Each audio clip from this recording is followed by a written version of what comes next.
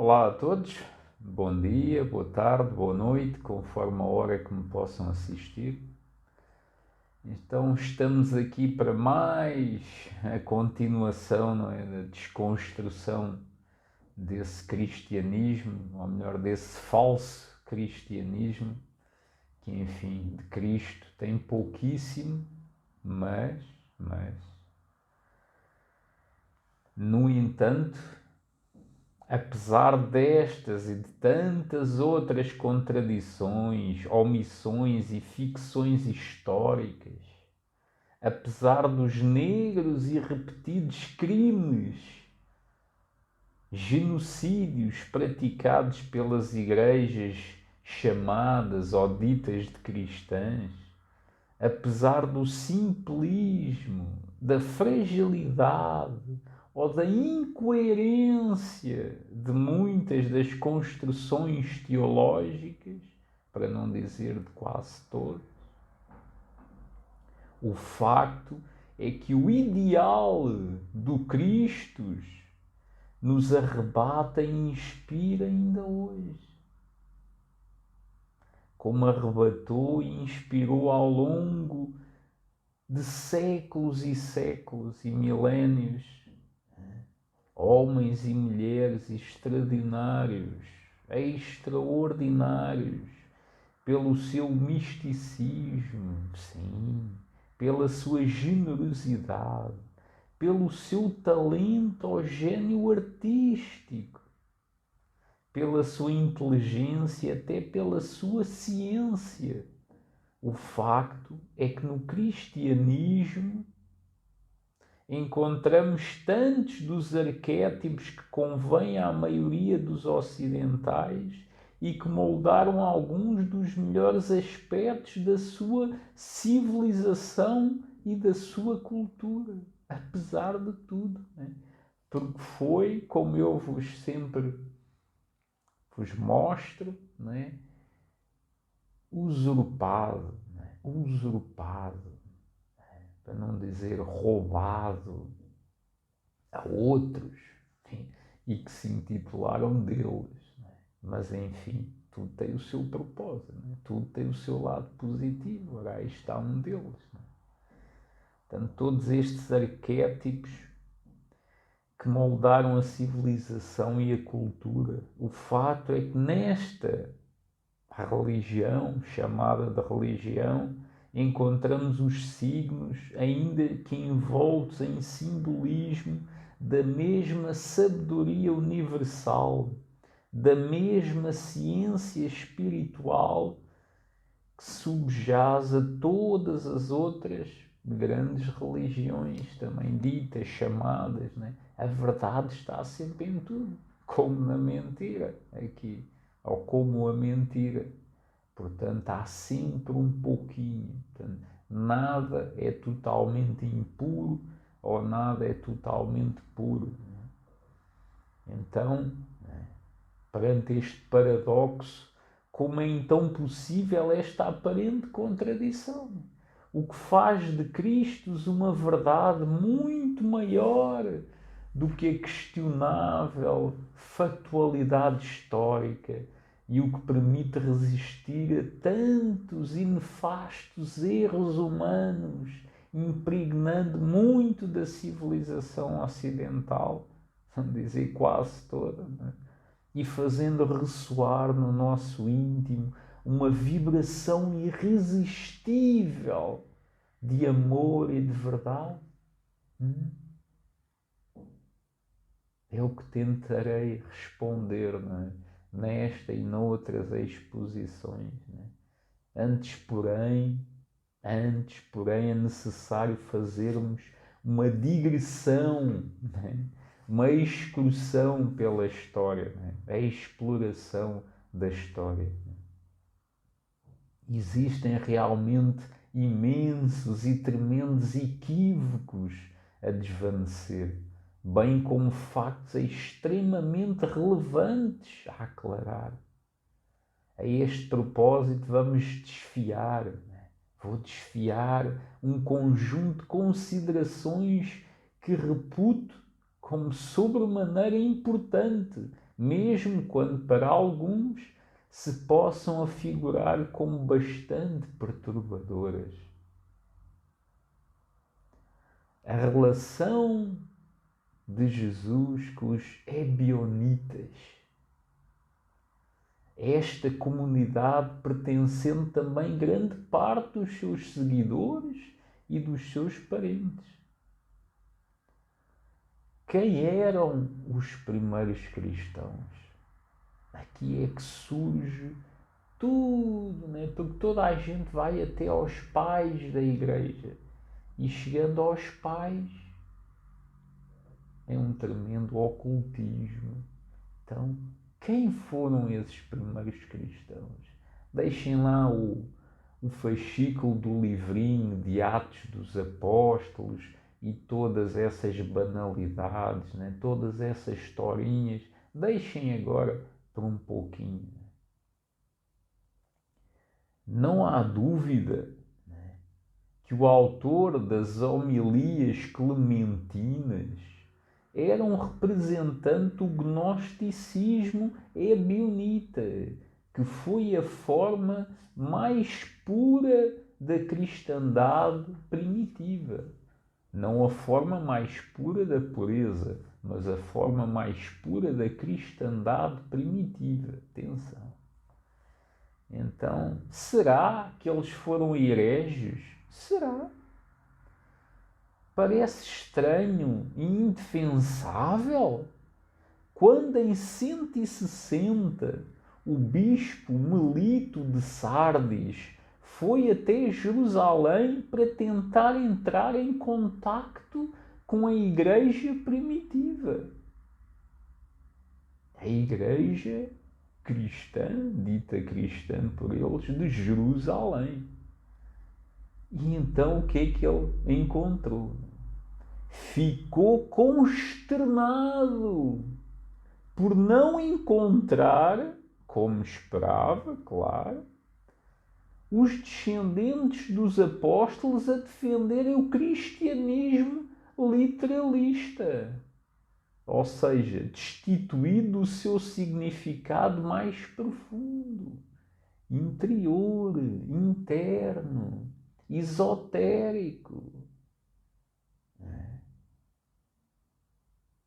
Mas se um grupo de ebionitas significa etimologicamente homens pobres, não é? Pobres homens pobres. E estes ditos cristãos gnósticos tinham o seu próprio evangelho dos ebionitas. Um evangelho, né? Ou evangelho dos 12 apóstolos e um evangelho dos nazarenos, não de Nazaré. Todos eles muito diferentes dos evangelhos que atualmente constituem o tal do Novo Testamento. E que só nos concílios de Niceia e de Laodiceia, que tiveram lugar respectivamente em 325 e 363, foram selecionados entre os incontáveis evangelhos.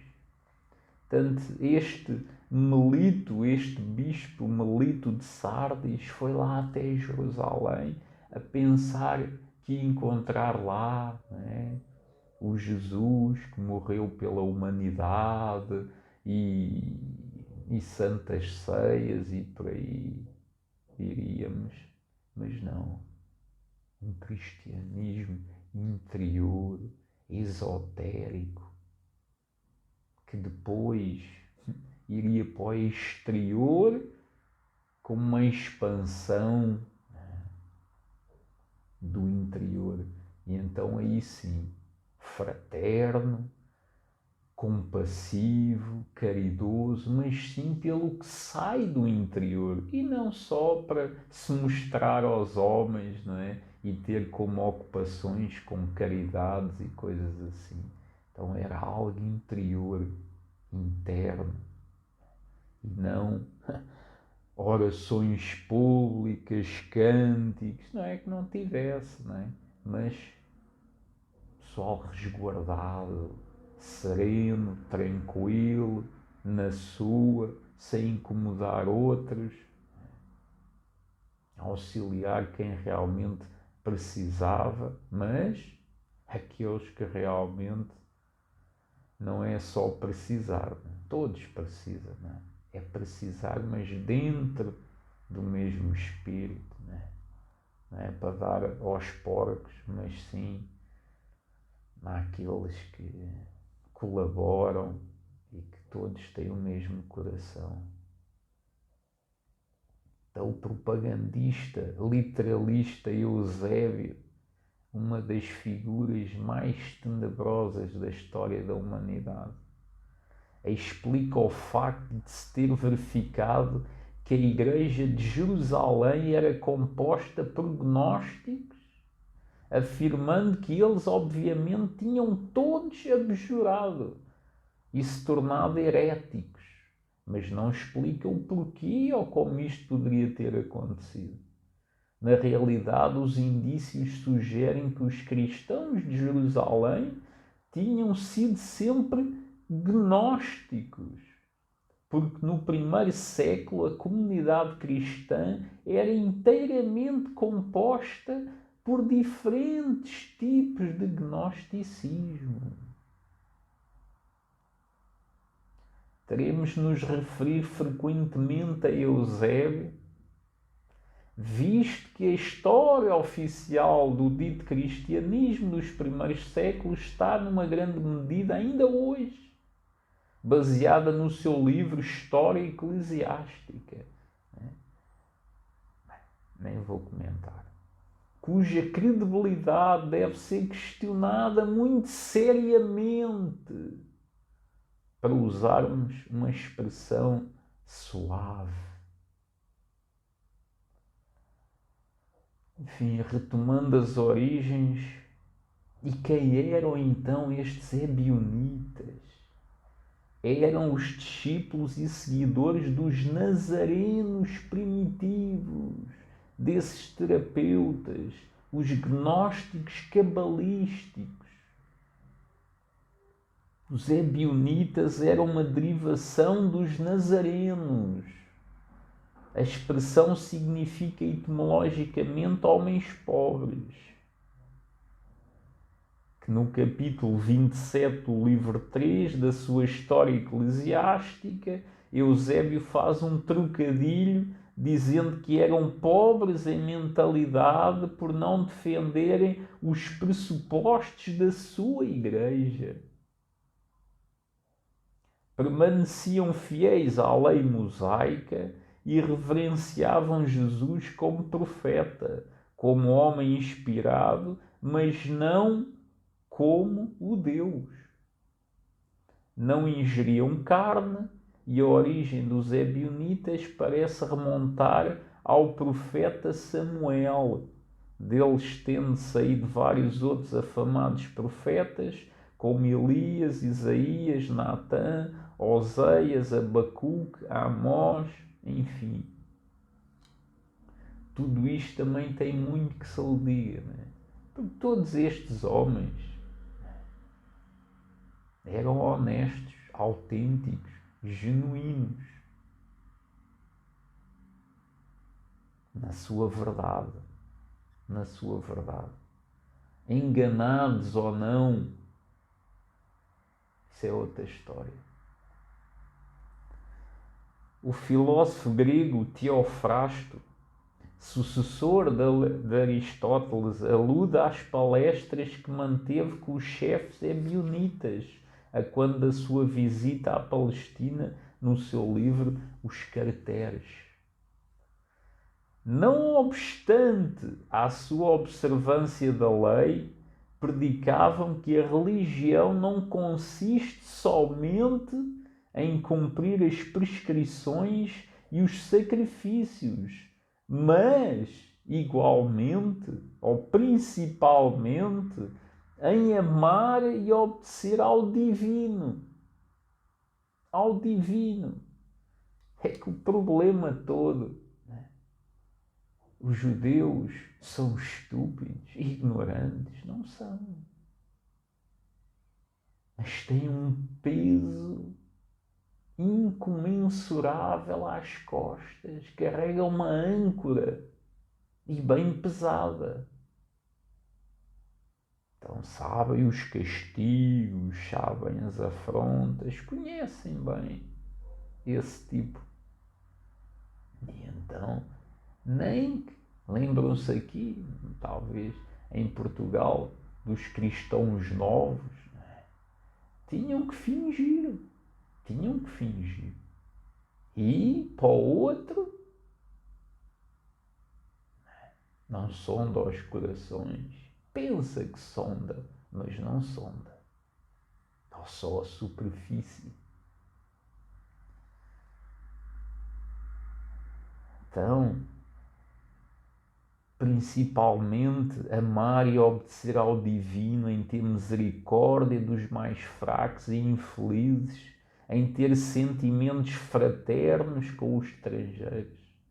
Ensinavam que a faculdade de discernir e o conhecimento das coisas foram dadas ao homem para que ele possa separar o que é útil do inútil e prejudicial, né?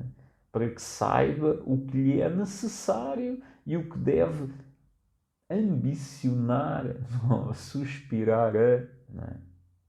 e o qual é o que deve repudiar, né? Ou não tomar para si, a fim de alcançar o que lhe foi destinado.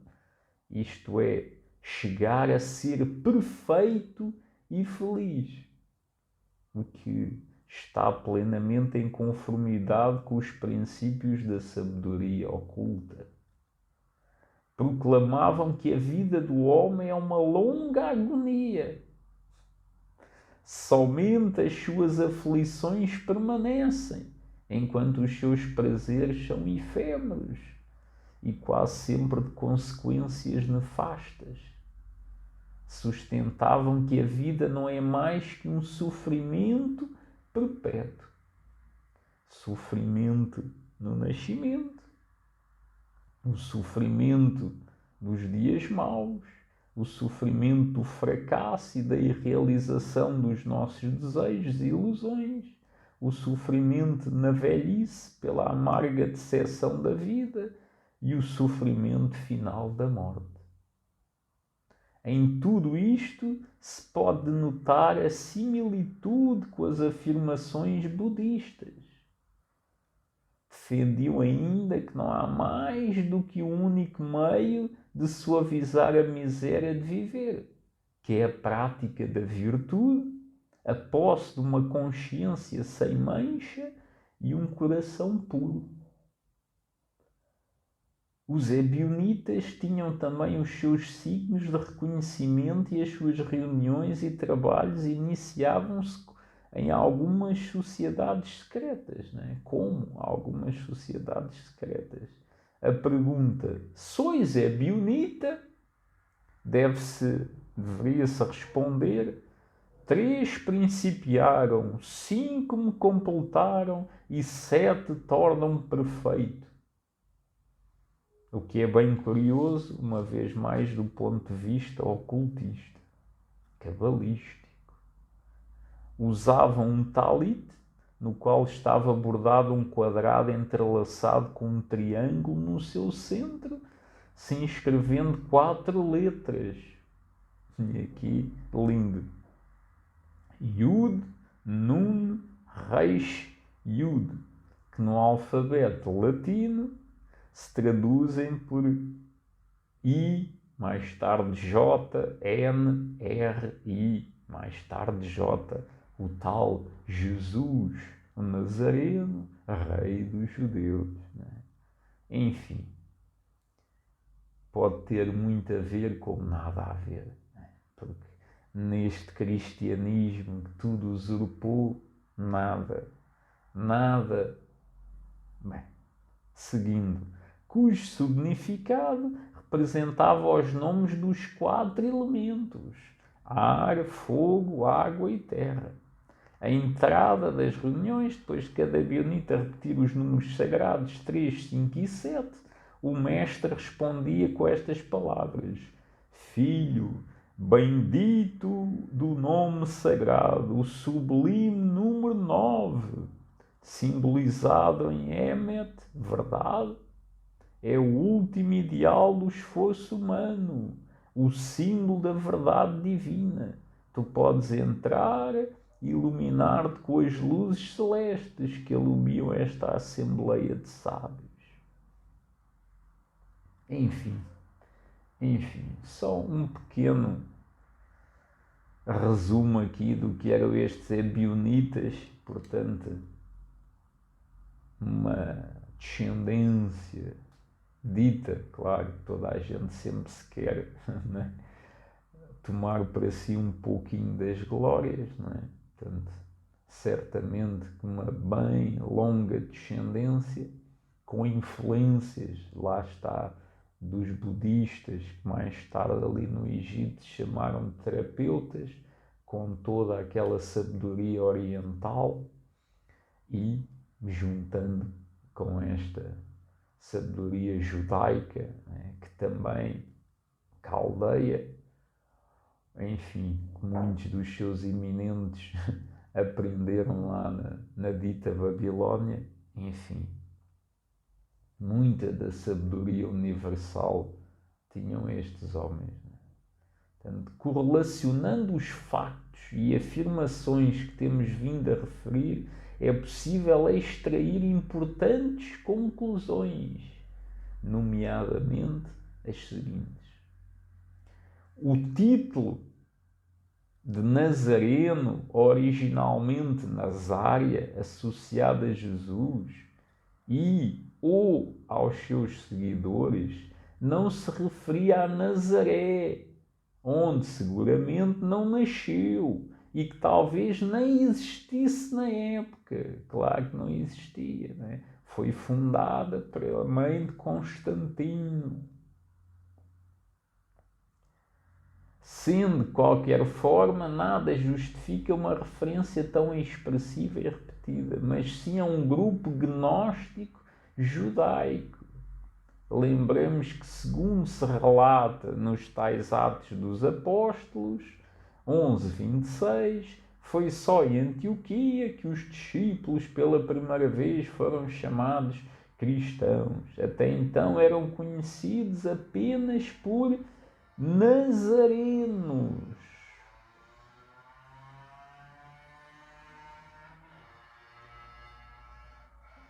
O cristianismo não surgiu como uma revelação sem raízes, desenquadrado de toda uma tradição milenar e mais aproximadamente dos grupos, ensinamentos e escolas da tradição espiritual que fervilharam há 2000 anos à volta da bacia do Mediterrâneo.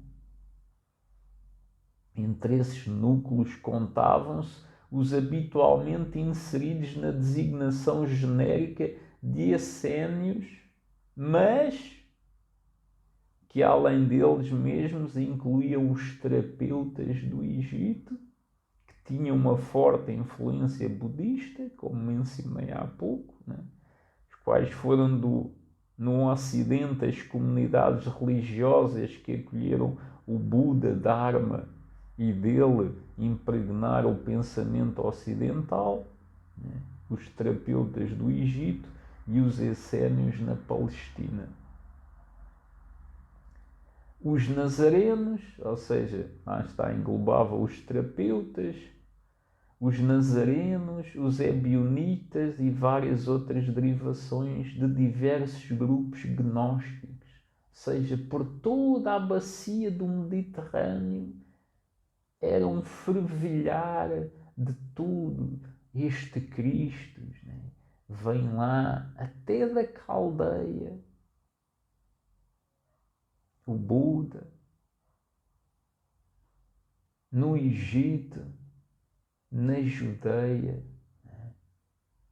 em tantos locais, mesmo nas Gálias, na Bretanha, na Ibéria, em Roma, na Grécia, tudo tinha este Cristo, esta luz, esta consciência interior, a centelha divina, que depois aqui um grupinho, né, com conotações políticas e poder, tudo, iluminou e tomou para ele e chamou da verdade.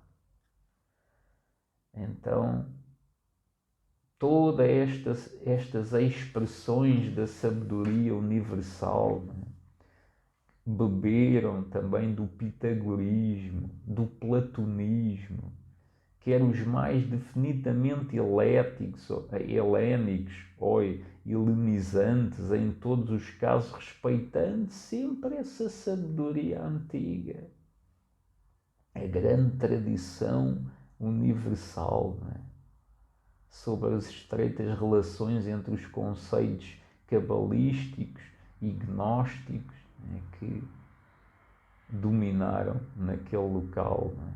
Os que detinham o conhecimento, né, da Cabala, quer mais estritamente judaica, quer no seu sentido mais universalista, enfim, toda uma série de ingredientes que vieram a informar o cristianismo nascendo. Deste modo, na sua origem, não estava ele dissociado da sabedoria universal, mas sim que a reafirmava num determinado contexto histórico e cultural, por isso mais adaptada à mentalidade daquilo que podemos chamar de civilização ocidental, visando um revigoramento em termos de ética e de conhecimento sagrado, a tal gnosis, conhecimento sagrado, né, do interior, esotérico. Em todos ou quase todos os grupos citados, além das conexões já referidas, existiam elementos que os ligavam à sabedoria espiritual da Índia, ao zoroastrismo persa, né, ao hermetismo e a toda a religiosidade arcaica. Portanto, era toda esta cultura, né, desde a Índia, Pérsia, tudo pelo Império Romano, né, tudo isso confluía principalmente ali naquela zona, desde a Síria, Egito, era ali a fronteira entre os dois, oriental, ocidental, e então N grupos, né? N. Não foi Jesus criou o cristianismo ou os apóstolos criaram. É um mito, uma lenda, ok, tem os seus propósitos, mas não foi nada disso. Não foi nada disso. Jesus foi apenas mais um figurante, mais um participante. E para ele, o ator principal. E para muitos, o ator principal. Mas isso foi tudo mais tarde. No início, ninguém sabia quem era aquele homem, né? E foi, bem, mas pronto. Seguindo, né?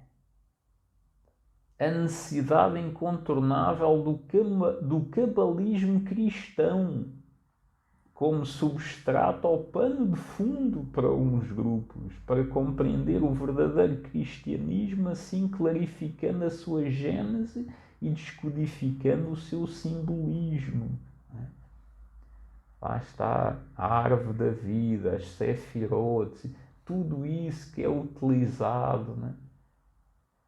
É uma mescla, portanto não há cristianismo puro, porque é impossível, não há cristãos primitivos, ou se há, lá está, eram estes ebionitas, mas depende da perspectiva, depende do foco, né? Depende do foco. E então tudo tem o seu propósito, porque para cada caráter, para cada cidadão nascido em certa parte, para cada cultura, pode ser o mesmo fundamento, o mesmo princípio, mas lá está, com simbolismos diferentes, com mitos diferentes. O que interessa é aquele substrato, aquele humus, não é? onde tudo depois vai florescer. E depois, claro, a partir daí, depois pode ser manipulado, não é? Pode ser confeccionado à maneira de cada um. Não é? E depois, claro, os vencedores escrevem a história à sua maneira. Então, ainda mais um ponto, a importância capital dos gnósticos no que o cristianismo teve de mais genuíno e mais puro daquele fundamento do Cristo.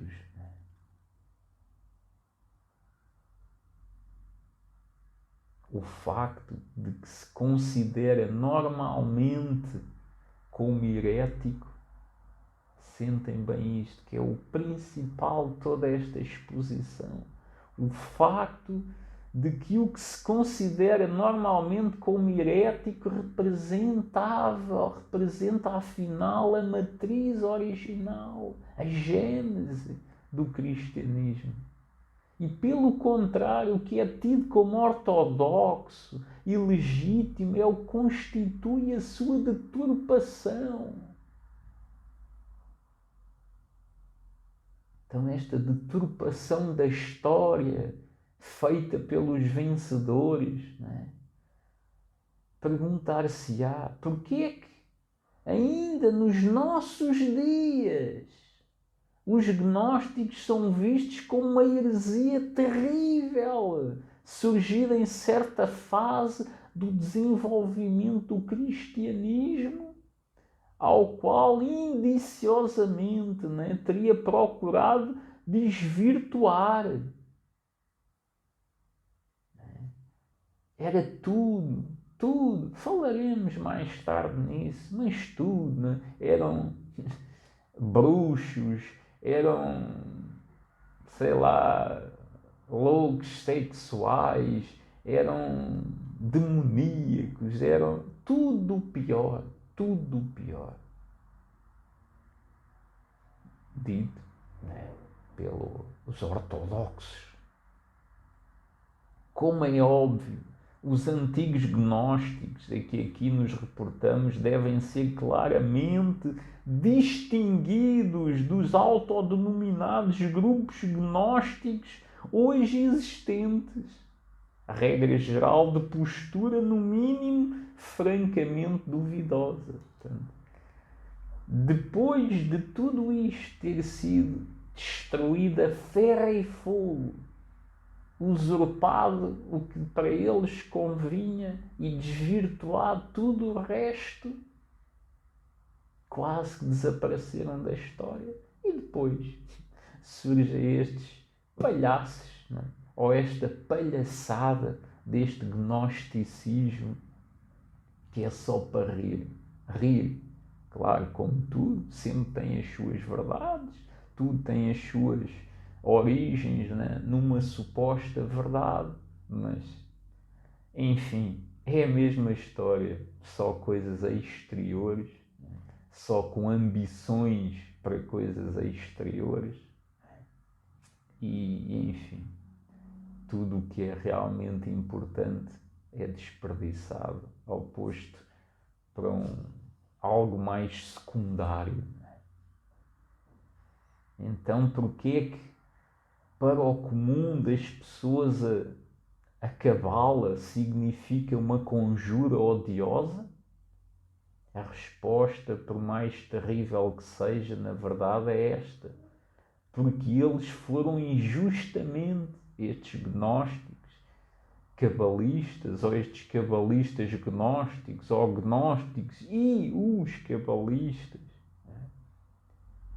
foram derrotados na tremenda luta que contra eles descerraram grupos cristãos mais ignorantes, fanatizados no seu excesso emocional, tantas vezes histérico, faccioso, não é? E agarrados à letra morta. E estes últimos acabaram por prevalecer. Porque, principalmente porque uns não lutavam.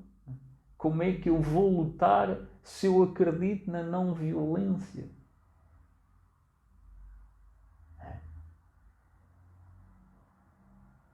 Como é que eu vou matar para comer um ser vivo?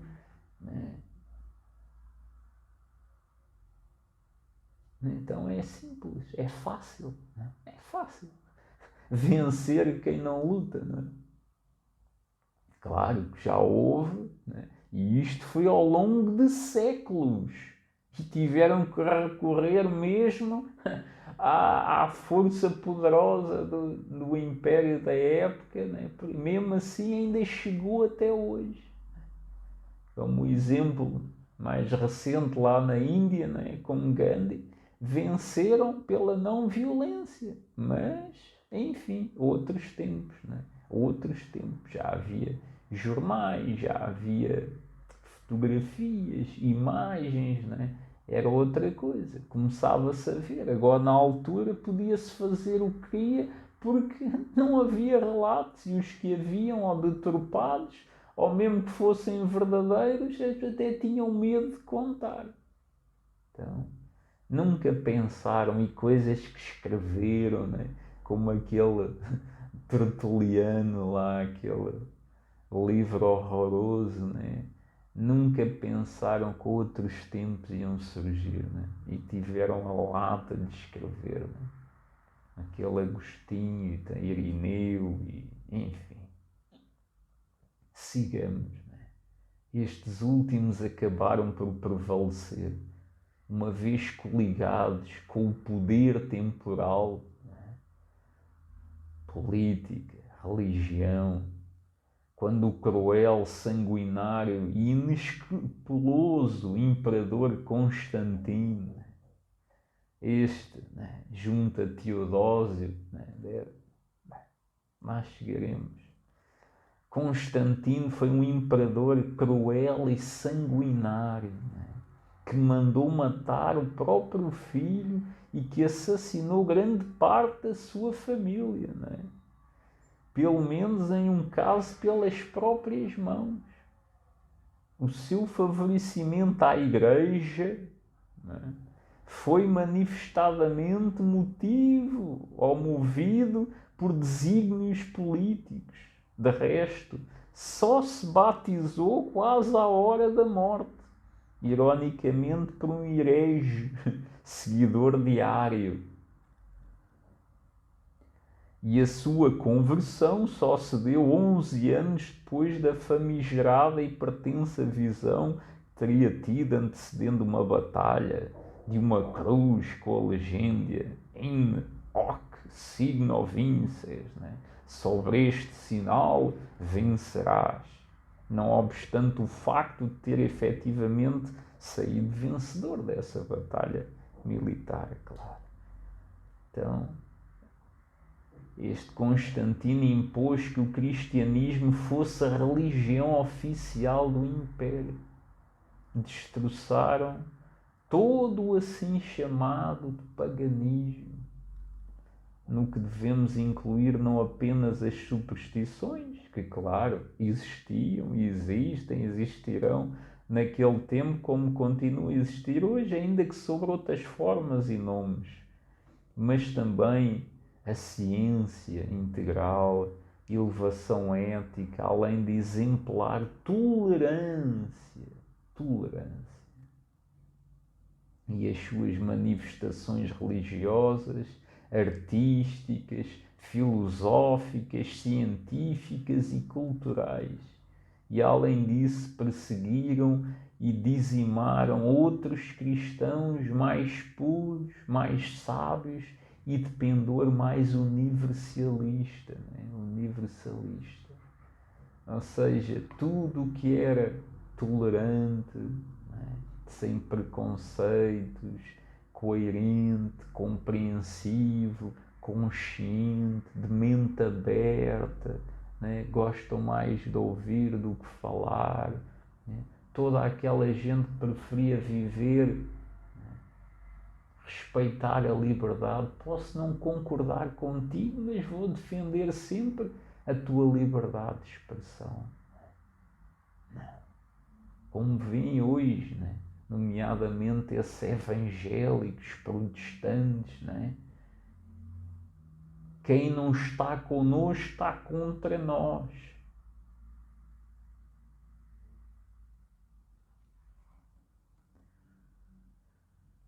Então veremos na próxima exposição, não é, o que significou essa ignominiosa destruição, não é? Genocídio de que foi levada, ou como foi levada a cabo e quais algumas das consequências que daí advieram. Tentarei, desse modo, dar um contributo para repor a verdade histórica falsificada pelos vencedores, como sempre aconteceu nas épocas de tirania, seja política, económica, cultural ou religiosa. Enfim, é tão triste, que eu chego ao final e de rastos mesmo, porque só de pensar o que podia ter sido a humanidade. Ainda hoje, né, 70, né, estava há pouco, né, a recordar a história de Mani, né, desse profeta, desse incrível ser humano, né, e como por um pouquinho o imperador, ou né, não o romano, mas o Seleucida, outro homem extraordinário, né, que foi assassinado, envenenado no dia da tomada de posse, a beber a bebida sagrada, né, que ele com Mani, né, podiam ter criado ali o céu na terra, né. Enfim, mas ainda não era para acontecer, mas é possível ainda, né? Parece inacreditável olhar-se para este mundo, como é que é possível? Mas é possível, né? É possível ainda haver humana, claro, aqui é a dimensão dos humanos, mas uma justiça, né? Um culto à beleza, né? ao justo, ao belo, né? Enfim, é possível, mas tem que começar por cada um de nós, né? E até lá tudo isto tem que ser exposto, né? Me chamam radical, né? Contencioso, polémico, né? Mas isto tem que ser dito, não é para... Pode ser até como uma forma de justiça, né? Mas tem que ser exposto, porque esta verdade não pode partir desta atual. Esta atual, né, é da escória. Também se pode fazer um substrato, mas tem de se tirar tudo isto, né? Tem de se expor tudo isto e depois então logo veremos como corre, mas eu não descansava, pelo menos aqui, enquanto esta vida, enquanto não expor tudo isto. Claro que é para pouquíssimos, mas não importa. Do pouco se faz muito, né? Se realmente foi verdade que de 12, né? De 12 surgiu toda esta gente, com todas as implicações, claro, né?